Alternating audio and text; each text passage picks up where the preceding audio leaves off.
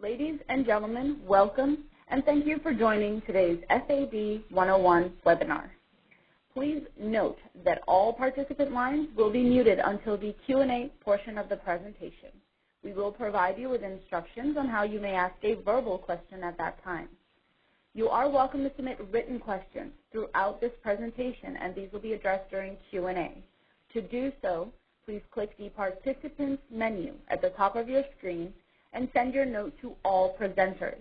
If you're logged in with our web-based application, use the Notes tab on the bottom right-hand side of your screen and address your question to all moderators. If you require technical assistance, you may send a note to the ATT CES operator. And with that, I will turn the call over to Liz Clark. Please go ahead. Good morning, everyone. I'm Liz Clark with the Professional Development Services Branch, and I'd also like to welcome you to the FAD 101 webinar. Our speaker today is Mike Starkey, the Emergency Response Director with the Minnesota Department of Agriculture. Mike's main responsibilities are centered around collaborating with local, state, federal government, and private industry in preparedness and emergency response planning for food and agricultural emergencies, including the development of the Minnesota Department of Agriculture Board of Animal Health All Hazards Emergency Response Plan, the State's Foot and Mouth Disease Emergency Response Plan, and the Minnesota County Foreign Animal Disease Emergency Response Support Guidelines, as well as the Secure Food Supply Programs. Most recently, Mike has been coordinating the development of the Minnesota Agricultural All Hazards Incident Management Team, where he holds the position of Incident Commander. He served as State Incident Commander during the 2015 HPAI outbreak. I'll now turn the webinar over to Mike. Thanks, Liz, and thank you folks for participating. It looks like there's a lot of interest today. To give you a little background, I'm on a working group, USDA, APHIS, VS National Training and Exercise Program, and it was, we were kicking an idea around. There's been a lot of change in the animal disease response arena since 2001, the UK outbreak. There was a lot of activity certainly just after that, but as things wane and then pick up and wane and pick up, and turnover, we thought we would develop this FAD 101 webinar, and it is just that. It's a 101. It's not in-depth. It gives, I think, support agencies and others an idea of what a response might look like.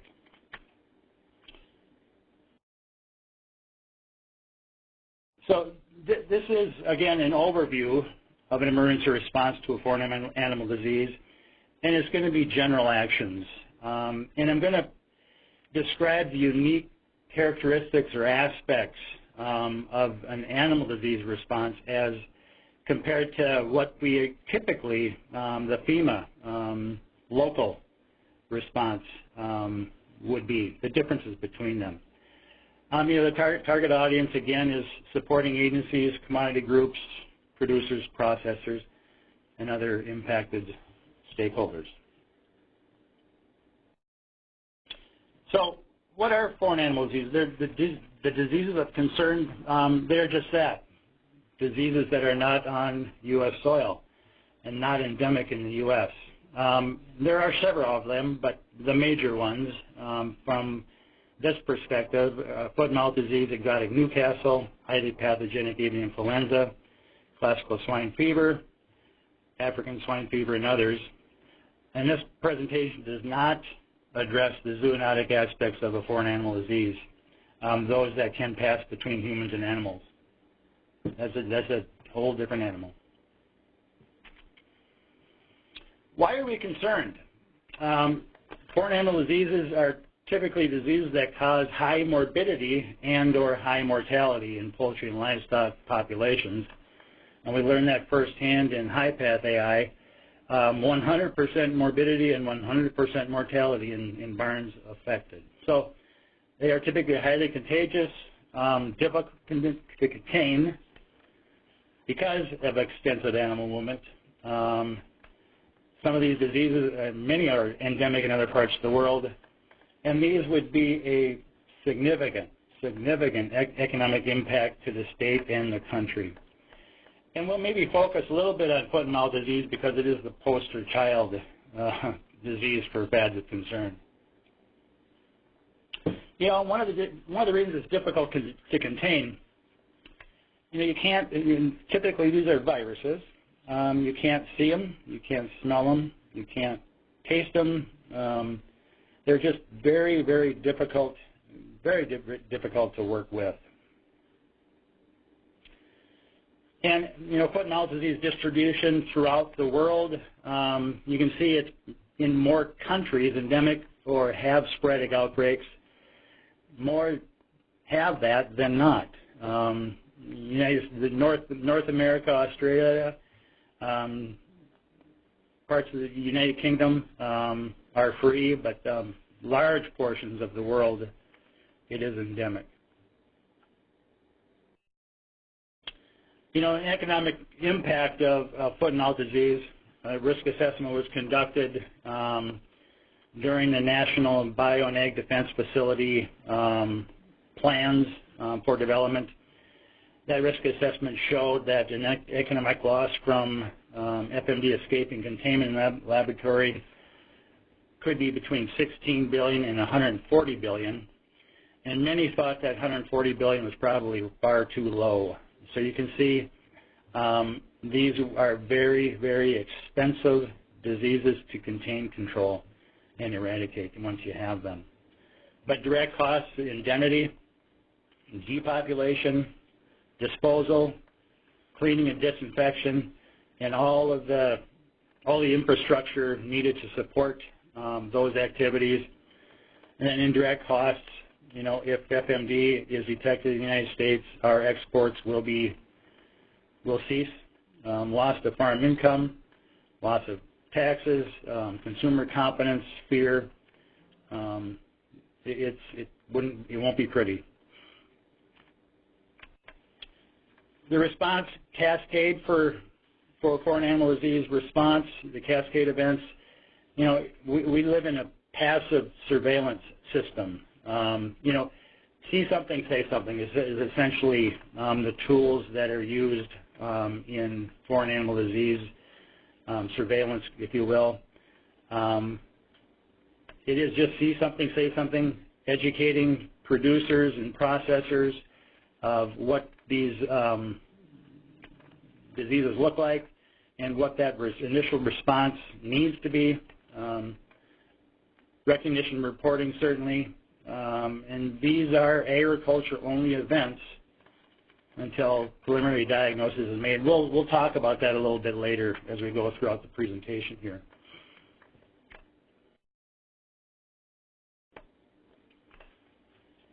Detection what? And this is going to be, I think, the challenge. Unusual or unexplained illness or animal behavior, animals with clinical signs of known FADs, symptoms not responsive to treatment, many farms or animals with similar high morbidity or high mortality, history of foreign travel, visitors, importation of animals, embryos, and so on. Unexplained, unusual illness could include, larvae in wounds or unusual tick or mites present. Texas and Florida certainly have gone through some of this in the past year or so. 2015 high-path AI in Minnesota, it did take a bit of time to define what the incident was early on. It took a little while. There was unusual illness, but is that a feed? Is that a water thing, a feed thing, a drug thing? So the quicker that we can recognize and report, the faster we'll be able to respond to it. So detection, who? Some of the obvious ones, the farmer, the owner, veterinary practitioner, livestock market worker, right? Slaughterhouse, state diagnostic laboratory, maybe even a dairy inspector. So what do they do with that information? If they see something, they need to say something, and that is reported to the state veterinarian, USDA APHIS VS Assistant Director. Together, they will send out a foreign animal disease diagnostician, a specially trained veterinarian that has been through foreign animal disease diagnostician training to investigate the event.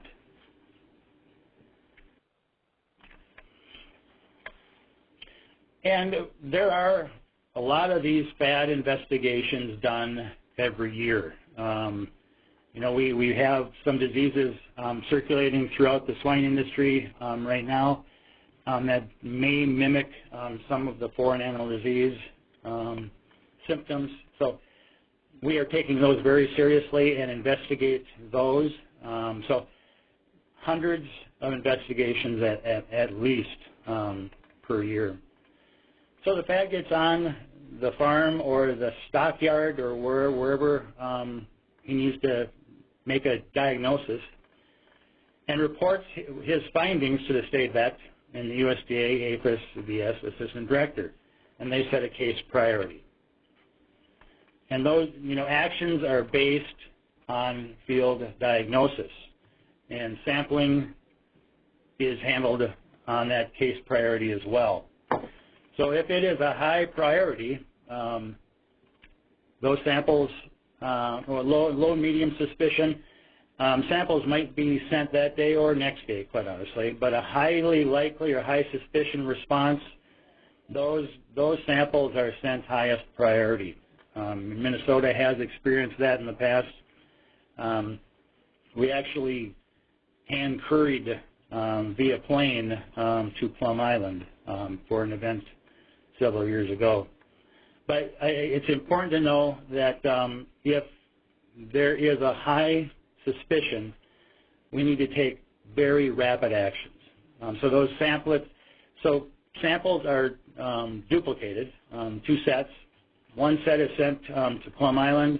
One set is sent to the local Nuln lab. That farm with a high suspicion is quarantined, and trace forwards and trace backs commence.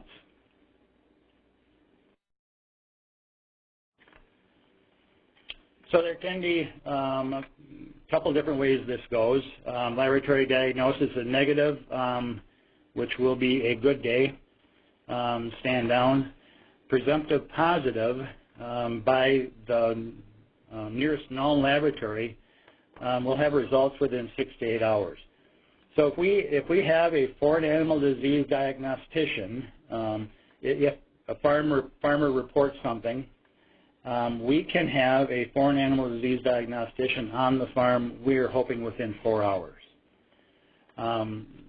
Doing the investigation, we could have presumptive positive within 12 to 16 hours. So that is a big change from 10, 15 years ago, where it used to be presumptive and confirmation at Plum Island. So, but confirmation is still done at the gold standard, Plum Island for foreign animal diseases, and or the National Veterinary Services Laboratory in Ames. And then virus isolation, typing and subtyping to know exactly what we'll be dealing with. And then at the confirmed diagnosis, the farm, again, is quarantined and a control area is established. And I believe by international convention, the smallest control area that can be established is 10 kilometers. And that was the norm in the high-path AI outbreak of 2015. No movement of susceptible animals or products in or out of that control area unless under permit. So there are immediate response actions that need to take place, and quarantining that farm and establishing that control area is critical. And in that control area, no movement of people, animals, or machinery off infected farms until decontaminated or other disease mitigation requirements are met. Depopulation event, well, first is indemnification of those animals. They need to be paid for before they are depopulated. And then they are depopulated, carcass disposal, clean and disinfect the premises, and then restocking. Sounds very simple, but there are hundreds of steps that need to take place to bring a confirmed diagnosis to restocking. Now, this is the traditional stamping out model. We certainly used it. Stamping out means depopulating infected and dangerous contact premises. That was done certainly in high-path AI, and it will probably be done in other foreign animal diseases. But as we talk further along the presentation here, agriculture has gone through some tremendous changes, and I believe our response strategies need to change as well. And we'll show you how that's occurring.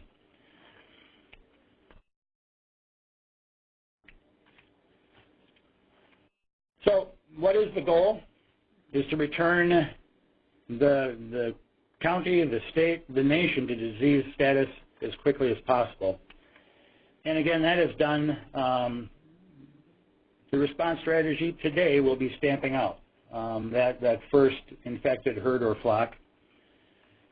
But then I think we'll need to take a step back probably, depending on where the infection has occurred. If it's in a hobby farm cow-calf in northern Minnesota or a sheep ranch in western Montana, that response strategy will be much different than if foot-and-mouth disease is confirmed in the Minnesota-Iowa hog complex or the Kansas-Oklahoma feed yards. It will be different. May include preemptive slaughter. You know, carcass disposal is a major challenge. You look at the size of farms today or feed yards, stock yards, depopulating and disposing of those carcasses will be a significant challenge. And then the foreign animal disease response, as we're going to discuss, doesn't fit the local, state, federal emergency response model. Typically, states and counties work within the FEMA response framework. These foreign animal disease response is different. And let's talk about that a little bit. The FEMA response model, it's public health, public safety, and rightly so. And this is, quite honestly, where much of the funding to states and counties go to public safety and public health, whether they're EMPG grants or state homeland security grants. That funding is funneled to the state and the county for public health and public safety. And, you know, these are tornadoes on the lower left and upper right, and flash flooding in Minnesota are certainly public safety, public health.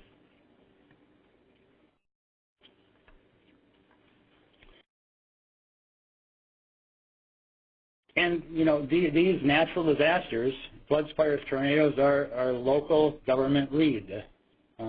That's where the resources are, and it is local county government responsibility to protect public safety and public health. State, federal agencies, non-governmental agencies provide support through regulatory authorities and responsibilities. Rapid response is needed, no time to debate where resources are coming from. ESF 11 agriculture support response supports the response. FEMA response model, state response model, does not directly assist the private industry as a foreign animal disease response does. In large-scale events, public safety events are typically or may be covered under the Stafford Act if they exceed some monetary ceiling. So I'm going to take you back. Let's look at the flash flood here and the cascade of events that need to take place in this flash flood. First, the county EOC will be activated.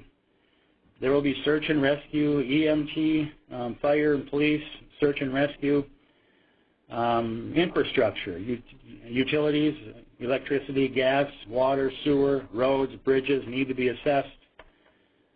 If it exceeds the county's capabilities and capacity to respond, governor will declare an emergency, the FCOC will activate, and state and non-governmental agencies will support. Then comes debris clearance, segregation, removal, disposal. You may have lots of volunteers looking at insurance for homeowners and businesses.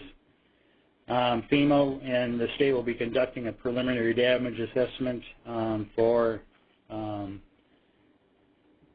presidential disaster declaration consideration. So that is the FEMA response model. But we've talked about the foreign animal disease response model does not fit that public safety model. First of all, there's really little to no loss of human life, thank goodness. Infrastructure is typically not impacted. Minimal structural damage, and most property damage is restricted to animals depopulated.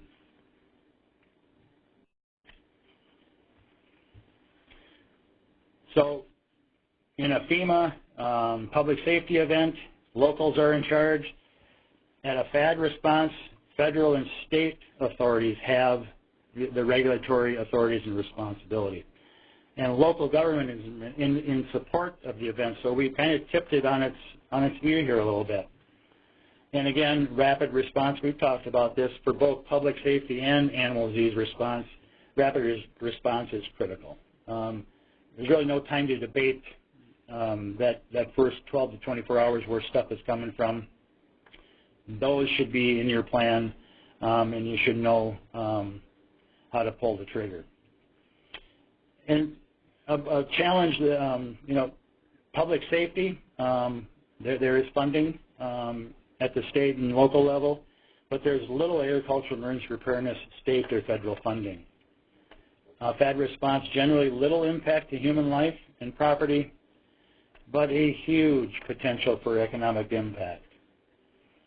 Response supports private industry, unlike the FEMA public safety model. And these are not likely, I think we can say they will not, well, you can never say never, but not likely to be considered a Stafford Act. So let's look at the FEMA FAD model comparison. The FEMA response on the top, the FAD model comparison on the bottom. The immediate response, deployment, employment, sustained response, short-term recovery, long-term recovery, they're the same in all incidents, but the time frames are much different, and the activities that take place in these are so much different. And you can see on the FEMA model, and these are general, but within 30 days, you'll be transitioning into long-term recovery. But if you look on the bottom, on the FAD response, we're looking at years, up to a year probably to get to short-term recovery, and several years in long-term recovery, recapturing export markets, for example. So a foreign animal disease response is much, much different. In types of FMD outbreaks, USDA has developed this scale, if you will. On the vertical axis on the left, size of the FMD outbreak, and on the horizontal axis, response strategies. If we are fortunate to have that type 1, county and state may be able to manage it. But as we increase the number of premises, the size of farms, and the breadth of the outbreak, response strategies will need to change, and we will transition from stamping out to alternative strategies such as vaccination.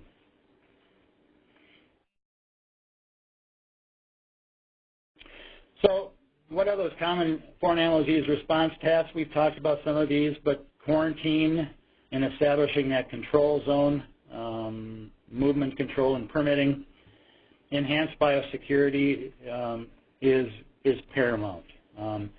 It's a farmer's responsibility to stay clean, and farmers will have all they can do to stay clean. We need to have locations, maps of farms and facilities, and this is always a challenge. When you think about it in a control area, how many hobby farms, whether they're poultry or swine or bovine, there are a lot of hobby farms, 4-H, FFA projects. These all need to be identified and surveillance and investigation done on them within the control area. And again, we need to indemnify livestock that will be taken, depopulate and dispose. There's public information, disease surveillance and investigation, again, in that control area, going out to every farm with susceptible species. Cleaning and disinfecting the infected farms, vaccination, if that becomes a strategy, medical and mental health support, wildlife surveillance, outreach, and education. So you can see when you look at the FEMA model and the FAD response model, the tasks that need to take place, they are wholly different. So looking at state policy decisions and actions, confirmed FMD in Minnesota, let's suggest we need to mobilize an incident management team, whether that's an animal health, whatever a state has in place, you need to mobilize as quickly as possible to establish that incident command post. Indemnify and depopulate that infected herd. There's governor's declaration of emergency, activating the state emergency operations center. The picture here is of our initial incident command post for 2015 High-Path AI. It was, 5-6 people here in our incident command post. For folks that were in Minnesota, they know that it expanded exponentially. This room was busting at the seams at the center of High-Path in 2015. So state policy decisions, state and federal coordination of disease response. State veterinarian has the authorities. USDA has funding. Both have consequence management responsibilities. And both need to coordinate with industry leadership. State Emergency Operations Center, if activated, coordination of state resources, coordination of information, and respond to county EOC and lead agency requests. And more policy decisions, movement restrictions, movement control. How big is the control area going to be? It's thought, in High-Path, 10 kilometers was chosen.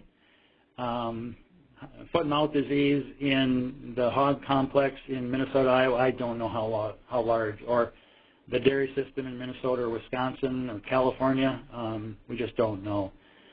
But we do need to maintain continuity of business. And being developed in the United States over the past few years, secure food supply plans, we'll talk about a little bit later, but secure eggs, secure milk, secure pork, secure beef, secure poultry. A lot of great work being done on those avenues. What kind of depopulation methods are under consideration and disposal methods? Some states have a lot of water. Burial is going to be difficult. Others, composting is certainly a possibility. Landfills may be an opportunity, but develop those disposal methods before it happens. National policy decisions, national and international communications. Once confirmed in the United States, we need to announce this to the world through the Office of International Epizooties, the World Health Organization for Animal Health, who then communicates that to international partners. Consider implementing a Secretary of Agriculture emergency declaration. Consider a national movement hold on animals and animal conveyances. We don't know if that will occur or how long it would be, but I think we need to at least consider a 24, 48, 72-hour hold, just so that we can maybe figure out what we have and what we need to do. And then mobilize APHIS and USDA response resources. More national policy decisions and actions. Again, stamping out will be the first strategy, but when will vaccination be on the table, and can we regionalize this event? Again, if it's Northwest Minnesota, maybe we can regionalize it. If it's in the Northwest, maybe we can regionalize it and save the other parts of the U.S. But if it's in one of the big complexes, it may be difficult. And then more national policy decisions, allocate scarce resources. HiPath AI, we went through a lot of federal resources. They were starting to become scarce, but in a large-scale animal disease event, they will be scarce. And how do we allocate those resources? That's going to be national policy decisions. And then coordinate activities of other USDA agencies, and then there's always congressional communication and liaison. So past U.S. foreign animal disease planning strategies built on what we've been talking about. Stamping out, halting the movement of livestock and livestock products, people, equipment, machinery, and vehicles.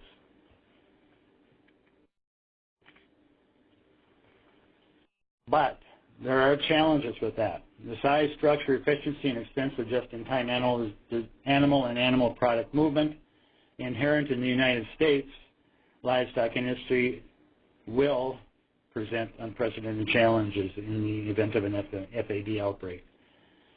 An extensive daily movement of people, feed, animal products, manure, equipment, and livestock.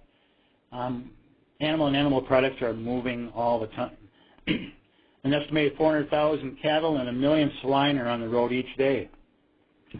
And in the Minnesota-Wisconsin dairy complex, if you will, there's nearly 2,000 semi-equivalents daily moving milk. So there's just a tremendous amount of movement. And exports, nearly $20 billion in 2014. So it is this paradigm shift. The response does not start locally. It starts with state and federal response authorities. This one does impact businesses, but not human life or property for the most part, and potential for catastrophic economic impact to agriculture. Again, the paradigm shift. Agriculture will continue to go through tremendous change. Emergency preparedness response strategies must change as well. And I'll give you an example. 1930, Minnesota had 170,000 dairy farms, 9 cows per dairy farm back in 1930. Today we have, and there were 1.6 million cows in Minnesota at that time. Today we have 3,400 dairy farms and only 450,000 cows, and we produce probably 40% more milk. So do our preparedness and response strategies need to change? They do. And agriculture, like other systems, have become just-in-time production, highly efficient production systems, highly dependent on other agriculture just-in-time production systems. Neither production agriculture nor agricultural events on our state borders preparedness and response can't either. And I think this one's really important. If we can get the science right and communicate that science effectively, agriculture can survive one of these catastrophic events.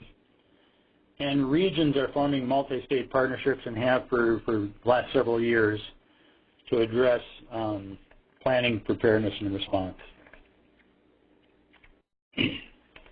So response goals moving forward, control, protect, minimize, and limit the economic loss and maintain the food supply. Again, if we get the science right and communicate it effectively, we can respond. So those developing strategies, what are we doing nationally? And it's the Secure Food Supply Program. And it's a collaborative effort with USDA and universities at Minnesota, Iowa State, and California Davis, and other federal agencies, state government, and livestock and poultry industries. And what the Secure Food Supply does is assure continuity of business for operations inside a control zone. But they have to meet pre-movement requirements and a permitting system. So the Secure Food Supply goals allow for the safe movement of animals and animal products out of an animal disease control area with no evidence of infection, and provide a continuous supply of safe and wholesome food, and maintain business continuity for producers, transporters, and food processors by using science, biosecurity performance standards, active observational surveillance and laboratory testing, and animal and animal product movement risk assessments. So many of these risk assessments have been done. Many need to be done yet. There's just a lot of great work being done. I would encourage you, folks on the phone, to get involved in the Secure Food Supply Program. Secure poultry, beef, milk, pork. The way we can survive an event. And that's all I got. Okay, Mike. Well, we do have a question. The question is, does the response differ if it is a tribal government involved? Oh, great question. I think it depends on the state and the tribe, quite honestly. Some, I'm maybe speaking from Minnesota, we do have some agreements with tribes that we will support, or they will support. I don't know the vernacular there, but I think it's something that definitely needs to be explored at the state level and federal level, quite honestly. But understand the tribal state way of doing things in your state. Make those connections now and not at the event.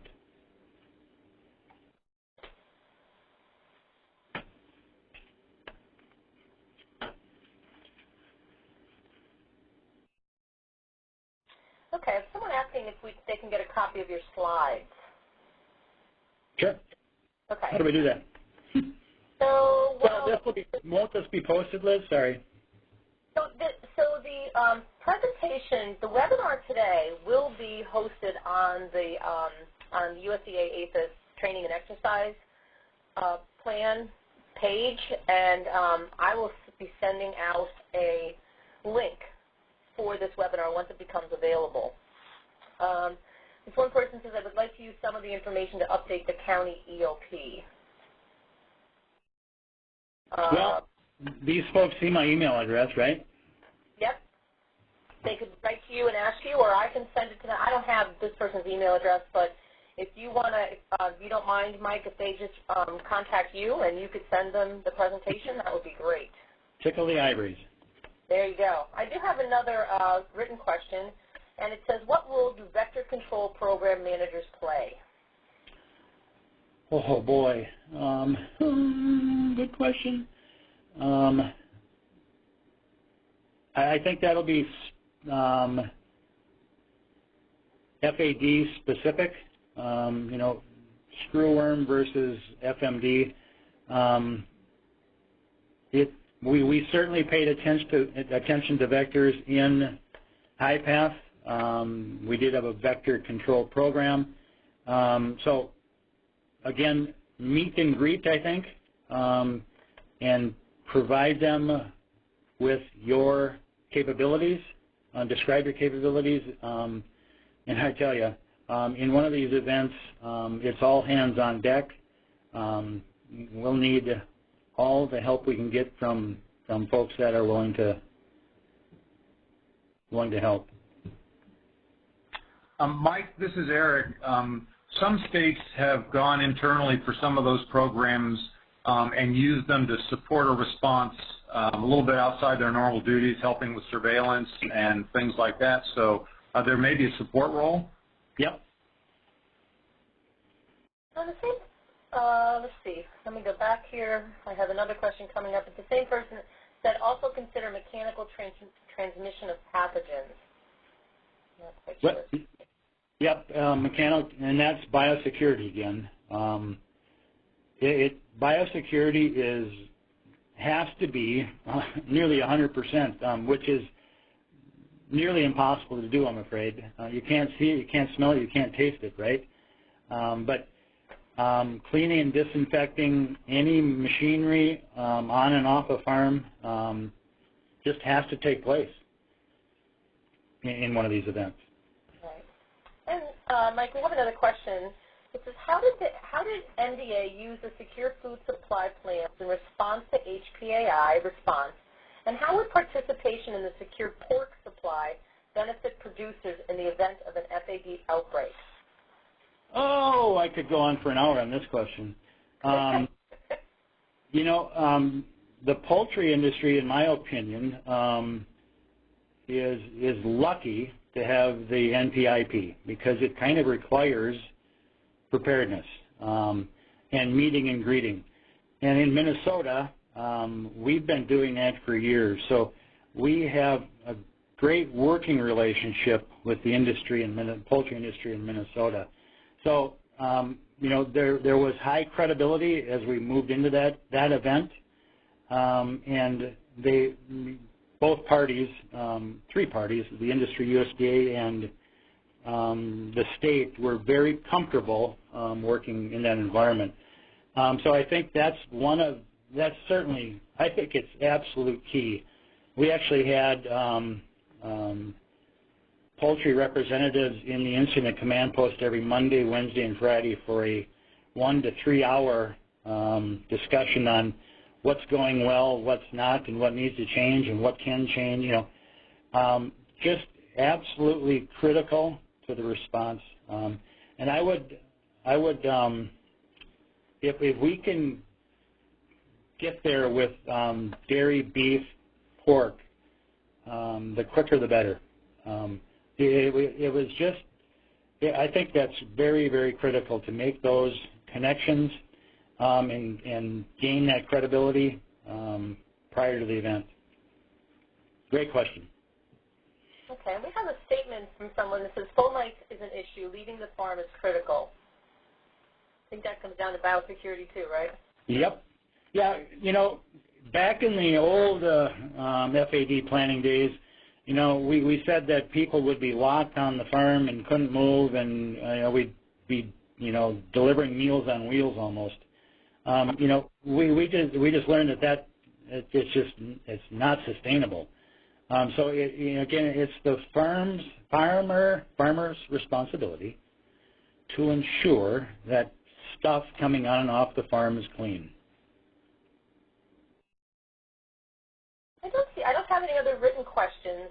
I'm not sure if anybody wants to has a verbal question. Okay, ladies and gentlemen, if you would like to ask a verbal question at this time, pressing #2 on your telephone keypad will indicate that you have a question and your line will be unmuted. So once again, that's pound and then the number 2 on your telephone keypad, and your line will be unmuted. If you're using a voice over a computer, you may select the raise hand emoticon from the top toolbar. Again, that is if you wish to ask a verbal question, that's #2, or clicking the raise hand emoticon. Okay, and we do have a guest in the verbal question queue. Caller, your line is unmuted. Please go ahead. Hi, I'm a field veterinarian for the Reading District, and I am the point person in my area for secure food supply for some beta testing that's coming up. And so I'm just curious, once we have prepared these documents, these pre-certification documents for the producers, in the event of the actual disease scenario coming, what does it look like in order to double check their their qualifications for permitting? Is that something that a local field veterinarian is going to do, or is there going to be a representative coming from USDA? What's the chain of command there? I'm curious. Great question. In my opinion, that'll be a policy decision at the state vet and AD arena. What do they want to see? Or if they push that down to incident command will need to develop the policy on which how will the secure supply program work for this event. It's going to be a state decision with industry input, I might add. Does that answer your question? Sorry. Oh, yes, thank you. That's thank you. Okay, there are no further verbal questions in the queue at this time. I have one more written question, but I'm not quite sure. The question reads, does this apply to U.S. territories? I'm not sure what this is, though. I'm not sure I can answer that question. Sorry. Yeah. And from that participant, Manuel, if you would like to ask your question verbally, please click emoticons and press raise hand.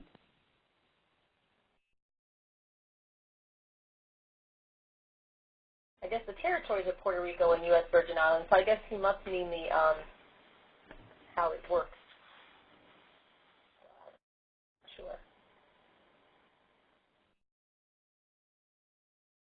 While we're waiting for Manuel to write back to us again, I have another question. It says, can you speak to the advantage of using electronic data, access, and transfer with regards to facilitating movement permitting rather than paper documents? Could you talk to the importance of premise identification? Oh, another hour I can spend on this. In High Path, we started with paper permitting, and we're just completely overwhelmed. I, as incident commander, was actually signing the permits. That can't happen. It needs to be electronic. Permitting is something that is much more complicated than you would ever dream. So I think the more you can, if you can get permitting solid pre-event, your response will be light years ahead of where it was yesterday. So the more, in my opinion, the more resources that you can attach to permitting and developing that infrastructure in your state, you're going to be light years ahead. I hope that helps. And I think he wants to also talk about the importance of premise identification.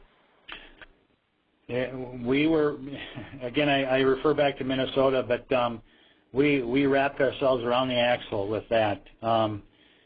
Premise ID needs to be 100%. It wasn't in Minnesota, and we were extremely challenged by it because we were responding to mailboxes rather than facilities.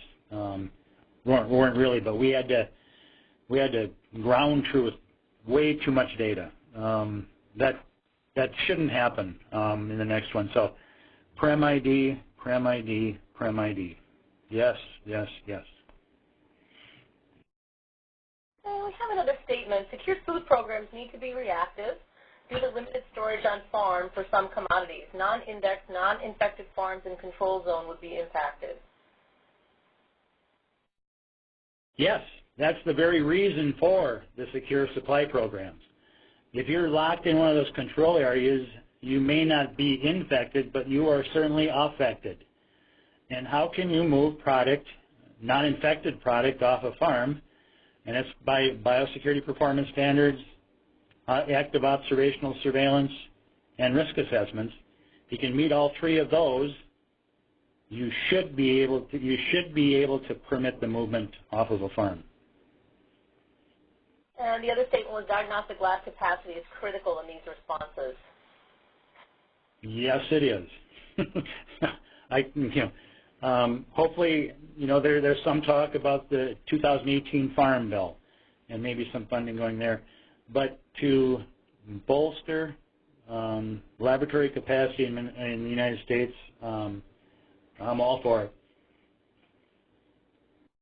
Because it was a challenge in High Path in Minnesota. Our lab capacity was stretched very thin. Okay, we do have a caller in our verbal queue. Leslie, your line is unmuted. Please go ahead. Yes. Hi, Mike. This is Leslie Hickle. I have a question about the frequency that we're picking up these foreign animal diseases. Have they increased in the past years, and are they the same diseases that are showing up? Thank you. Well, we have had, take a step back here.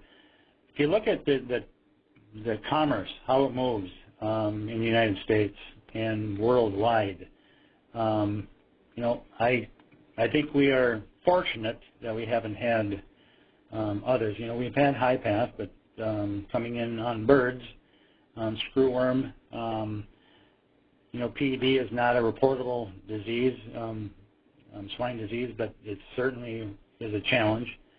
So I think we have had, and I think we can expect more in the future. When you think back, I talked about our example of 1930 in Minnesota. How much of that was exported out of the county? None, let alone the state and the country. Now 15% of Minnesota milk is exported internationally. And coming back the same. There's just a tremendous amount of movement of animal products and people. It's not if, it's when, in my opinion. If anyone else would like to join our verbal question queue, again, that is #2 on your telephone keypad.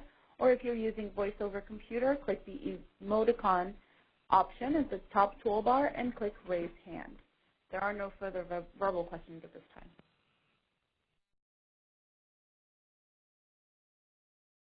Well, one little announcement I do want to make is that for anybody who's on here and they know their colleagues wanted to see this webinar and couldn't make the webinar, a link will be sent out. The beauty of the link is that the link for this webinar is the same link for all the other webinars we've been doing throughout the year. And that link gets you to the training and exercise programs page. So you can see all the secure food plans are there, and any other webinar that we've done in the last 10 months will be on that page with that link.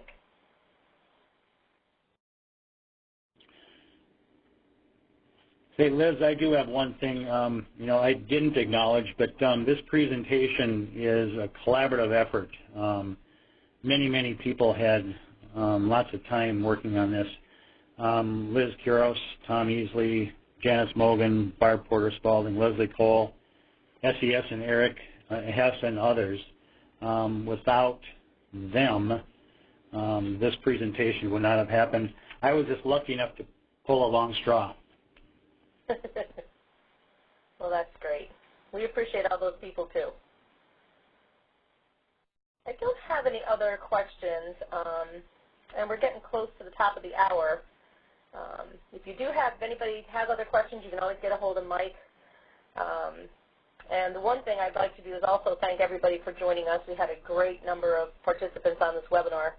I just want to announce, too, that our next webinar is going to be held on September 21st, at 1 o'clock Eastern Standard Time. Dr. Ken Takashita from the California Department of Food and Ag will be presenting on biosecurity in confined poultry. This announcement will be set out next week, and reminders will come out after that also. So without anything else, I think we'll say have a great afternoon, everyone, and thanks again, Mike, for this great webinar. You bet. Thank you. And thank you all for joining. Thank you to our speakers as well. This call is now concluded, and you may disconnect.